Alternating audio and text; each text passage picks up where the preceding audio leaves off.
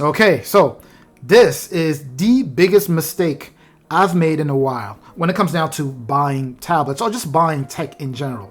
This guy here, definitely the biggest mistake. Let's go ahead and talk about it. All right, today's video is not going to be a review of the all-new Apple iPad Pro M1 mini LED, whatever you want to call it, right? So I've already made a couple of videos on this, reviewing this guy. I really just want to talk about why I feel this was a mistake, and I want to make sure that you don't make that same mistake in case you are in the market for an iPad Pro, right? So let's kind of set the stage here. The channel, if you've been following this channel for a while, then you know that this channel generally leans towards sharing content with you, or all of those looking for things that are more value oriented, right? So things where you can get the best bang for your buck, right? So we try to go for things that are a lot more practical than just crazy expensive. Don't get me wrong, every now and then I do throw in some crazy expensive things, like whether it's the fold or the flip, all that stuff. But generally when it comes down to tablet and things like that, I would buy something that I can share with you, maybe something that you are in the market for and you want to see really how much value it provides. I'll be able to test those and hang on to them for a while and share with you what I feel, the value of that is. Now, going to the mini LED iPad Pro here, I've said it a bunch of times, right? That the average person doesn't need the M1 iPad Pro. The average person doesn't even need the 2020 iPad Pro. The average person may need you don't necessarily need it because of the amount of power, because these things are just known for horsepower. When it comes down to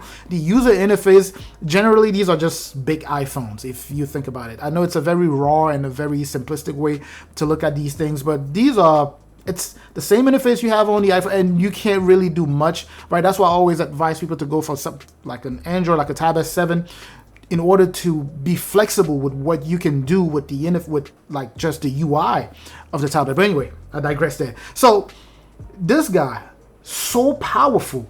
There is no task that I need to, there's no project that I'm getting ready to take on that can even scratch the surface of what this tablet can do. So that was the first part of the mistake. It's just, there's nothing, I don't need this guy here. And number two, the second part of the mistake is that many of you who watch this channel don't care much for this, because a lot of you are not looking to buy an M1 iPad Pro because, obviously a lot of you are looking for things that are going to be more value oriented, or a lot more practical, something that offers you a little bit more flexibility with what you can do with your task or your projects or whatever you are working on. So that's the second part of that mistake. And by the way, if this is your first time visiting, well, welcome to the channel. Of course, I'm certainly hoping that you are enjoying the content so far, and if you are enjoying the content so far, I truly appreciate that. Please do me a huge favor and hit both the like and the subscribe button. It's a tremendous boost to this channel, and again, I very, very much appreciate that. The third part of the mistake is just the price. The amount of money that I dropped on here, I could have dropped that on just the 11 inches, if you remember, I actually bought the 11 inches at first, but then I was like, you know what? It's not mini LED. This is the newest one. It's a mini LED. I really want to try that, and I took that back, and I got the large one. And I got this. The mini LED part did not impress me at all. Well, it kind of did, because I was thinking, you have 10,000 mini LEDs here powering this guy, very bright. It could push up to, I believe, peak brightness is 1600 nits. That is crazy, but when in the world am I ever going to use that? Or better question is, when in the world are you going to need that? Sure, there are, some of you who work, maybe in entertainment industry, in places where you actually need all of that raw power in order to go ahead and complete your task. You need to do things where maybe you're an artist and you need to know all of the brightness and all that, all those specs in order to make sure that you buy this tablet. But in my case, for me specifically, as a reviewer, I reviewed it, and it was already tough for me just to find things, or just anything that can really tap to the full potential of the power of this tablet. I just cannot find anything. So this tablet has been sitting all this time. I have a bunch of tablets here, but trust me when I tell you this, I do go through them every now and then. But I've been going, through the many tablets that I have, and I barely touch this guy because I can't find anything that can challenge all of that power that this guy is loaded. So don't make that mistake. If you are out there looking for something that is powerful, For an iPad Pro, let's talk about that specifically. Looking for an iPad Pro that is powerful. The 2020 is plenty powerful. You're definitely not even going to scratch half of that.